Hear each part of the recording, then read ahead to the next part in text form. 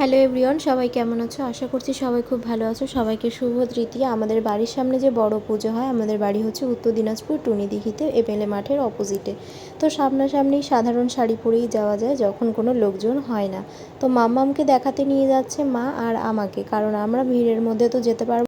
তো বিকালবেলা থেকেই লাইটিং শুরু হয়ে যায়। মাম্মামকে প্রতিদিন ঘরের দুয়ার থেকে দেখাই, যেহেতু অপোজিটে, ওই কারণে। তো এখন ভিড় হয়নি, মা তাই আমাদেরকে দেখাতে নিয়ে যাচ্ছে। আর মাম্মাম একবার ঘুমোচ্ছে, একবার জেগে যাচ্ছে। তো আমার সোনাইয়ের এটা প্রথম দুর্গাপুজো। কার কার এরকম প্রথম দুর্গাপুজো আমাকে অবশ্যই কমেন্টে জানিও। আর মাম্মামকে ডেকে তুলে তারপরেই ঠাকুরের মুখটা দর্শন করানো হলো। মাম্মাম বাইরে বেরোলে খুব সুন্দর ঘুমিয়ে পড়ে, না হয় একটুও কাঁদে না। ওকে নিয়ে ঘোরাটা একদম সাধারণ ব্যাপার। আর ভিড়ের মধ্যে তো যেতে চাই না, বাচ্চা মানুষ, তার জন্য আগেও বললাম। প্যান্ডেলটা অসাধারণ করেছে, সবাই দেখতে এসো। টুঙ্গিদিঘিতে এমএলএ মাঠে এই প্যান্ডেলটা করা হয়। আর খবরে যা দেখতে পাচ্ছি, কলকাতা তো সত্যি সত্যি ভেসে গেছে আর ডুবে গেছে। মনে হয় মা দুর্গা সমস্ত কিছু ধুয়েই উঠবে। নেক্সট পার্ট নিয়ে আসবো। চ্যানেলটা সাবস্ক্রাইব করবো। আর সবাই সুস্থ থেকে